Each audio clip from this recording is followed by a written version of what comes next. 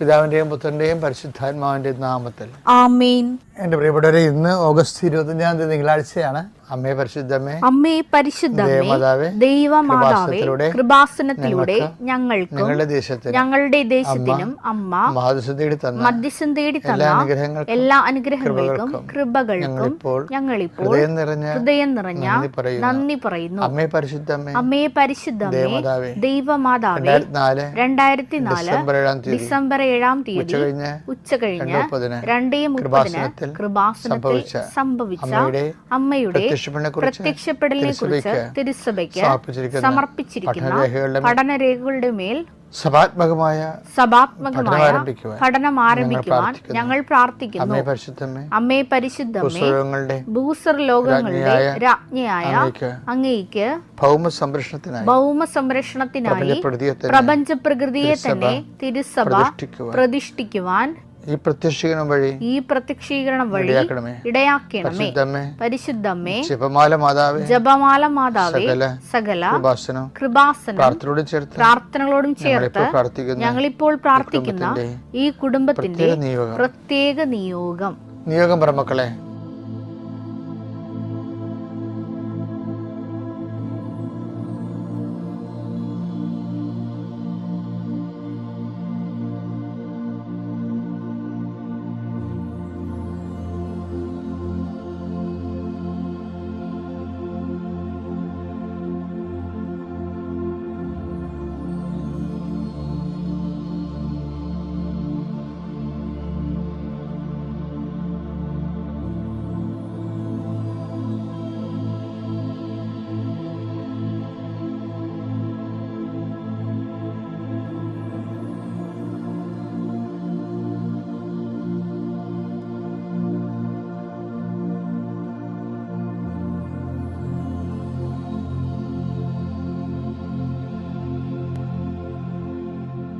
അമ്മയുടെ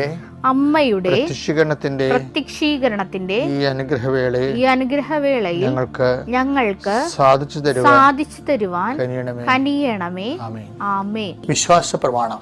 സർവശക്തനായ പിതാവും ആകാശത്തിന്റെയും ഭൂമിയുടെയും സൃഷ്ടാവുമായ ദൈവത്തിൽ ഞാൻ വിശ്വസിക്കുന്നു. അവിടുത്തെ ഏകപുത്രനും ഞങ്ങളുടെ കർത്താവുമായ ഈശോമിശിഹായിലും ഞാൻ വിശ്വസിക്കുന്നു. ഈ പുത്രൻ പരിശുദ്ധാത്മാവിനാൽ ഗർഭസ്ഥനായി കന്യകാമറിയത്തിൽ നിന്ന് പിറന്ന് പൊന്തിയോസ് പീലാത്തോസിന്റെ കാലത്ത് പീഡകൾ സഹിച്ച് കുരിശിൽ തറയ്ക്കപ്പെട്ട് മരിച്ച് അടക്കപ്പെട്ട് പാതാളങ്ങളിൽ ഇറങ്ങി മരിച്ചവരുടെ ഇടയിൽ നിന്ന് 3-ാം നാൾ ഉയർത്ത് സ്വർഗത്തിലേക്ക് എഴുന്നള്ളി സർവശക്തിയുള്ള പിതാവായ ദൈവത്തിന്റെ വലതുഭാഗത്തിരിക്കുന്നു. അവിടെ നിന്ന് ജീവിക്കുന്നവരെയും മരിച്ചവരെയും വിധിക്കുവാൻ വരുമെന്നും ഞാൻ വിശ്വസിക്കുന്നു. പരിശുദ്ധാത്മാവിലും ഞാൻ വിശ്വസിക്കുന്നു. വിശുദ്ധ കത്തോലിക്കാ സഭയിലും പുണ്യവാന്മാരുടെ ഐക്യത്തിലും പാപങ്ങളുടെ മോചനത്തിലും ശരീരത്തിന്റെ ഉയർപ്പിലും നിത്യമായ ജീവിതത്തിലും ഞാൻ വിശ്വസിക്കുന്നു. ആമേൻ. സ്വർഗ്ഗസ്ഥനായ ഞങ്ങളുടെ പിതാവേ, അങ്ങയുടെ നാമം പൂജിതമാകണമേ. അങ്ങയുടെ രാജ്യം വരണമേ. അങ്ങയുടെ തിരുമനസ് സ്വർഗത്തിലെ പോലെ ഭൂമിയിലും ആകണമേ. അന്നു വേണ്ടുന്ന ആഹാരം ഇന്ന് ഞങ്ങൾക്ക് തരണമേ. ഞങ്ങളോട് തെറ്റ് ചെയ്യുന്നവരോട് ഞങ്ങൾ ക്ഷമിക്കുന്നത് പോലെ ഞങ്ങളുടെ തെറ്റുകൾ ഞങ്ങളോടും ക്ഷമിക്കണമേ. ഞങ്ങളെ പ്രലോഭനത്തിൽ ഉൾപ്പെടുത്തരുതേ, തിന്മയിൽ ഞങ്ങൾ രക്ഷിക്കണമേ. ആമേൻ. നന്മ നിറഞ്ഞ മറിയമേ, സ്വസ്തി. കർത്താവ് അങ്ങയുടെ കൂടെ സ്ത്രീകളിൽ അങ്ങ് അനുഗ്രഹിക്കപ്പെട്ടവളാകുന്നു. അങ്ങയുടെ ഉദരത്തിൻ ഫലമായി ഈശോ അനുഗ്രഹിക്കപ്പെട്ടവനാകുന്നു. പരിശുദ്ധ മറിയമേ, തമ്പുരാന്റെ അമ്മേ, പാപികളായ ഞങ്ങൾക്ക് വേണ്ടി ഇപ്പോഴും ഞങ്ങളുടെ മരണസമയത്തും തമ്പുരാനോട് അപേക്ഷിക്കണമേ. ആമേൻ. കർത്താവിന്റെ ഉന്നതമായ നാമത്തിന് സ്വസ്ഥം ചെയ്യുന്ന കർത്താവെ, 39 വർഷം ഞാൻ അർപ്പിച്ച കൃപാന്റെ യോഗ്യതയാൽ കൃപാസ്ഥാനത്താരെ ജീവനോടെ പ്രത്യക്ഷപ്പെട്ട മാതാവിൻ്റെ മധ്യസ്ഥത്തിൽ വീട്, ജോലി, വിവാഹം, വെളിച്ചം, വഴികൾ, വെള്ളം, ഇങ്ങനെ ഒരു അടിസ്ഥാന കാര്യങ്ങൾക്ക് വേണ്ടി കർത്താവെ വിഷമിക്കുന്നവരുണ്ട് ഈശോയെ. വിവാഹം ഒത്തുവരാത്തവരുണ്ട് ഈശോയെ. ഒത്തുവന്ന വിവാഹം പോയതിൻ്റെ പേരിൽ സങ്കടപ്പെട്ട് നടക്കുന്നവരുണ്ട് ഈശോയെ. അതുപോലെ ഒത്തുവന്ന വിവാഹം നടത്തി കൊടുക്കാൻ വേണ്ടി സാമ്പത്തികമായ വിഷയങ്ങളിൽ ഓരോരോ വാതിലും മുട്ടിക്കൊണ്ടിരിക്കുന്നവരുണ്ട്. മുട്ടി പരാജയപ്പെട്ടിട്ട് മനസ്സും ശരീരം തളർന്ന് വീട്ടിൽ വന്ന് കർത്താവ് പരസ്പരം വഴക്കിടുന്നവരുണ്ട്. ഞാൻ അന്നേ പറഞ്ഞല്ലോ വിചാരിച്ചിട്ടുണ്ട്, നിങ്ങൾ ഒരു വഴക്കും ആരും തമ്മിലിടരുത്. കർത്താവ് നിങ്ങളുടെ കാര്യം തീരുമാനിച്ചിട്ടുണ്ടെന്ന ബോധത്തിൽ ഒരുമിച്ച് പ്രാർത്ഥിക്കാൻ കർത്താവ് നിങ്ങളെ ശക്തിപ്പെടുത്തിയിട്ട് പ്രാർത്ഥിക്കുന്നു. ഈശോ, ഈ കാലങ്ങളിൽ നഷ്ടപ്പെട്ടിരിക്കുന്ന കടലിൽ ജോലി നഷ്ടപ്പെട്ടവരുണ്ട്, കാർഷിക മേഖല തകർന്നവരുണ്ട്, പല മേഖലയിലും മനുഷ്യനിങ്ങനെ എരിഞ്ഞ് പൊരിഞ്ഞ് ജീവിക്കുന്ന അവസ്ഥയാണ്. ആരും പറയാത്തത് കാരണം ഒത്തിരി മനുഷ്യൻ്റെ അഭിമാന ബോധങ്ങളൊക്കെ വളർന്നു പോയത് കാരണം ആരും അറിയിക്കാതെ നിശബ്ദമായി മനുഷ്യൻ ദുരന്തം അനുഭവിക്കുന്ന കാലഘട്ടമാണ്.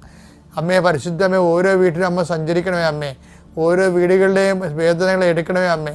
കുഞ്ഞുങ്ങളെ പോയി രക്ഷപ്പെടാൻ നീന്തി കരകയറാൻ വേണ്ടി ആഗ്രഹിക്കുന്ന മക്കളെ കരകയറുമ്പോൾ മുങ്ങിപ്പോകുന്ന പോലെ അവർക്കുണ്ടാകുന്ന പ്രയാസങ്ങൾ, അവരുടെ സാമ്പത്തിക ദുരിതങ്ങൾ, അവർ സഹായിക്കാനായി ഇല്ലാത്ത അവസ്ഥകൾ, അവർ പോകുന്ന സ്ഥലങ്ങളിൽ അനുകൂലമല്ലാത്ത മറുപടികൾ, കർത്താവ് ഓരോ മേഖല എന്തെല്ലാം തരത്തിലാണ് അങ്ങനെ മക്കൾ ഞങ്ങളുടെ ജീവിതം ഇനി തകർന്നു പോകുമോ, കപ്പൽ പാറയിൽ ഇടിച്ച് തകർന്ന പോലെ ഞങ്ങളുടെ ജീവിതം ഇല്ലാതെ വരുമോ എന്ന് ഓർത്ത് വേദനിക്കുന്നു. അവർക്ക് വിശ്വാസത്തിന് ധൈര്യങ്ങൾ ലഭിക്കാൻ വേണ്ടി പ്രാർത്ഥിക്കുന്നു, പ്രാർത്ഥനയുടെ എരിവ് ലഭിക്കാൻ വേണ്ടി പ്രാർത്ഥിക്കുന്നു. എൻ്റെ കർത്താവിൻ്റെ ഉന്നതമായ നാമത്തിൽ കൃപാസനത്താറെ ജീവനോടെ പ്രത്യക്ഷപ്പെട്ട പരിശുദ്ധയുടെ മാധ്യസ്ഥത നിങ്ങൾ അനുഗ്രഹിക്കപ്പെടട്ടെ. നമ്മുടെ മനസ്സ് എപ്പോഴും കൊതിക്കണേ എന്താ?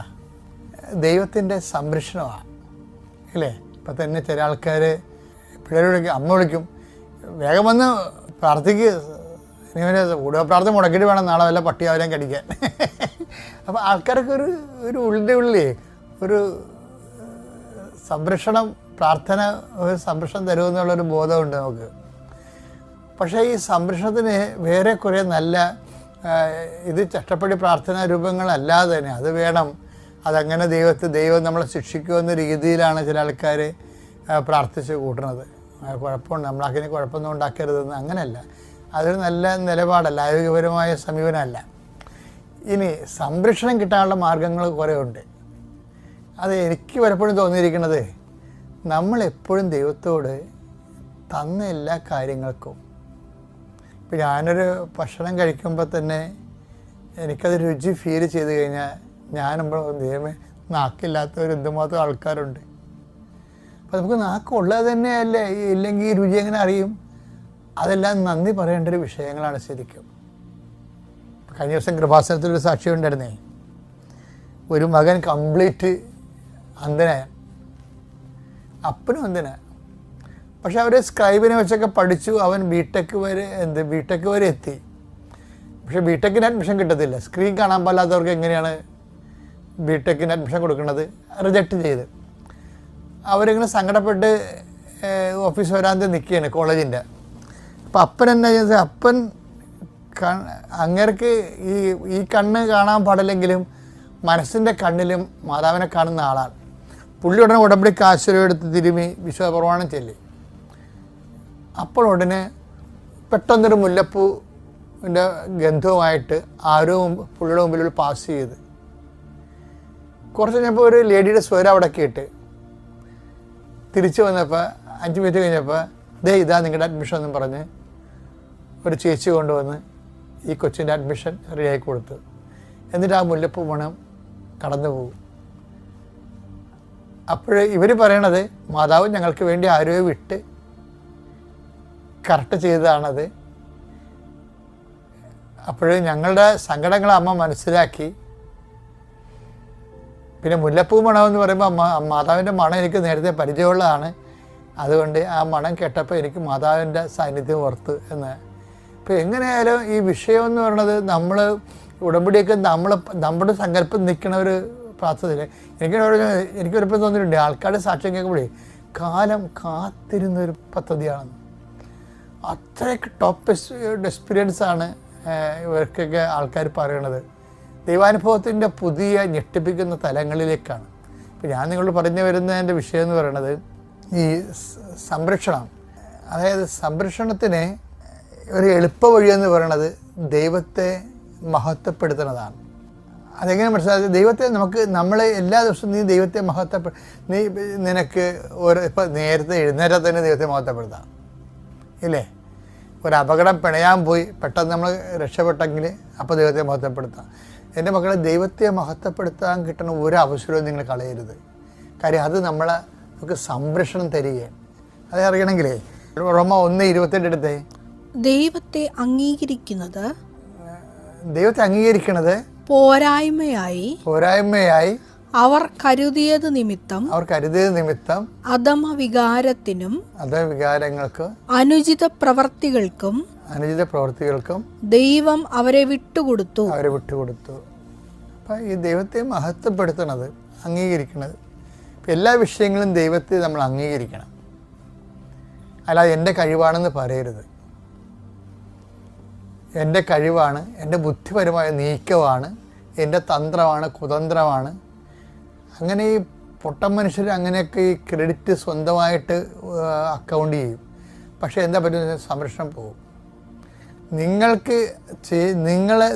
വഴി, നിങ്ങൾക്ക് ജന്മവും ജീവിതവും തന്ന ദൈവം വഴി നിങ്ങൾ എന്ത് നേടിയാലും അത് ദൈവത്തിൻ്റെതാണ്. അങ്ങനെ ചിന്തിക്കുന്നവനാണ് വിശ്വാസി എന്ന് പറയണത്.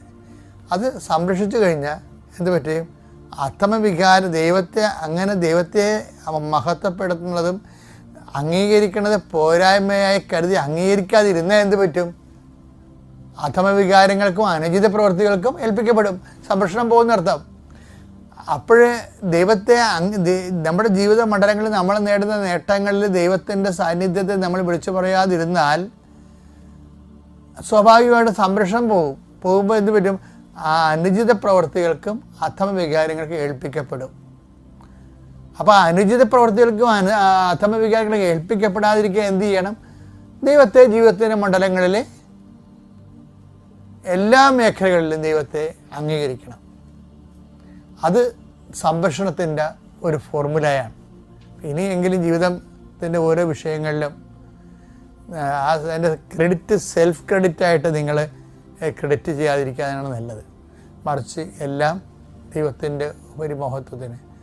ഞാൻ for the greater glory of Jesus Christ എന്നും പറഞ്ഞ് നമ്മുടെ ഇഗ്നേഷ്യസ് ലയോളയും ഫ്രാൻസിസ് സേവറും കത്തുകൾ എഴുതുമ്പോൾ ആദ്യം എഴുതുന്നത് കർത്താവിൻ്റെ നാമത്തിൻ്റെ ഉപരിമഹത്വത്തിന്. അത് എഴുതിയിട്ടാണ് അവർ ബാക്കിയുള്ള കാര്യങ്ങൾ എഴുതുന്നത്. അതുപോലെ തന്നെയാണ് നീയുമെങ്കിൽ അത് നമുക്ക് വല്ലാത്തൊരു സംരക്ഷണം തരും. ഓക്കെ അല്ലേ? Thank you.